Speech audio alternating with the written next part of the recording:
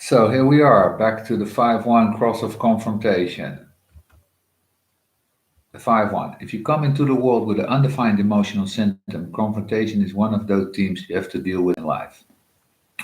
When you're looking at this, you have to be very clear about something. The juxtaposition cross has dropped to 2047 in exchange for the 636. If you understand that transformation, you know that when the 4-1 is going mind, trouble is brewing, crisis is brewing, and conflict is brewing. This is what they're for. It's what they're all about.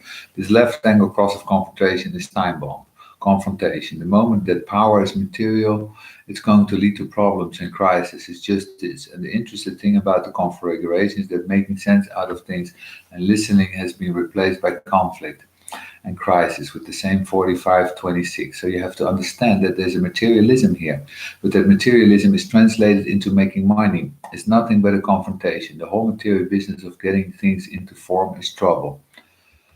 There isn't a single human being that hasn't had a material conflict in their life with the other. It's in the program. People fight about money and jobs and worth and on and on and on.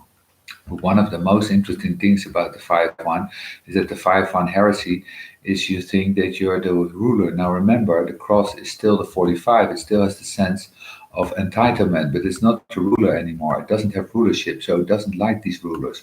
Everybody thinks that the relationship between the right and the left is simply that the right does research and the left is propaganda. But you also have to see that there are tensions between the right and the left. There are real tensions in the left here. It seems that the right has everything. They're the ones that rule. Why are they ruling? I'm the one with transpersonal karma. I'm the one here with the 5-1 on the cross that really understands other people. And so one of the things that's born in this left angle cross of confrontation is just that. That makes you think you're the boss. What makes you think that you can run my life. And of course, that's never pleasant. It isn't. This is the cross of the coup d'etat, the military that takes over the government or whatever. It's like, how dare you? What the hell do you think you are? I'm just capable of being a ruler. You do not want this heretic to be a ruler. You really don't. This is the kind of ruler that says, look, Louis, I have this explosive belt, but it's put it on your body and you go into the supermarket and die. I don't want to follow that kind of ruler. It's nothing with problems, crisis, and conflict. And of course, they're very, very paranoid beings. They're paranoid. And those who rule, I don't want to propagandize that these holy rulers, that's what the 5-1 is saying. The hell with them. I can rule too. They don't last long. And they're much too paranoid. It annoys the hell out of them, but there's not much they can do about it because if the way they're raised, and again, because you have the first line of the unconscious level, that the only thing that really protects them is how well educated they are. And one of the things is so interested about this cross is that where they're the most effective is when they're finding out how bad the right angle has been. If you're going to have a hacker in the 2-4, the one that is going to solve the problem is going to be in the 5-1. In other words, they're going to say yes. They do the hack, but I have power too. And let me show you what my power is. My power is that you can heal that I can cover that over so that you can lose their power, confrontation, material confrontation. The 5-2. The 5-2 because it's going to be in the inside. And when I say inside, by the way, that also includes the office.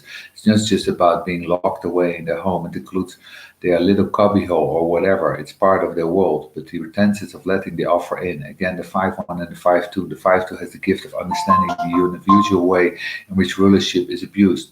It's very interesting. It's almost like 5-1 and 5-2 on the cross want to censor the results of what the right angle is doing, because it really doesn't like the research. It doesn't really like the fact that they're rulers and confrontation is not. This establishes one of the basic archetypes of the material plane, that there's always an inherent conflict between rulers and those that are ruled. Always, always. We don't like it when it appears that our rulers are taking advantage of us. That is those of that operate in these collective systems. And when we're operating in collective systems, it's where weren't for the 5-1 and the 5-2, there would be no one to challenge them. And in most cases, when you challenge a tribal leader, you really have to stand up to them. It's really a confrontation. There's something else as well. The 36 is a mysterious gate to me. It's a gate of penetrating the surface. And penetrating the surface is what the life experience is about. It's a gate of innocence in a way, a gate of inexperience. And one of the difficulties for the 5-1 and the 5-2 is that because they don't have the experience of being a ruler, and because they're driven by desire to be able to the ones together, they often find truly unique directions. All right, I cannot deal with the rulers because here they control everything, but I kind of way to get around them. I don't want them to lack text me. I'll open up an offshore account. I'll get around them somehow, and find them in the courts for my right to be able to do that, and so forth and so on. In other words, they can develop a kinds of ways that are the results of being driven by the experience and the desire to get to that place. And of course, we know that the experiential way is fraught with problems and that things break down, and of that becomes the potential for discovery. And remember that the moment they figure it out, there's a 26. The moment they figure it out, they can transmit it, they can put it out there. I've tried over the last several months in the Daily View to remind people fairly regularly about the power of Pluto in the 26th gate and what this really means to us. We are entering into a new age, truly a new age of transmission. The other thing is yesterday a quite frightening editorial in the International Herald Tribune about the bird flu, which is also a Pluto in the 26th phenomenon. And they're expecting by the next year that will cross the human line, and they're expecting that they're going to have the largest pandemic since 1901. It's spooky. So when you're looking at anyone who has crossed this 26, I also want you to see the new generators of people coming in on this confrontation to the ascendancy. I'm going to use them for new technologies to transmission to move things out. I see so clearly because my ascendant in astrological terms is in the 26th gate.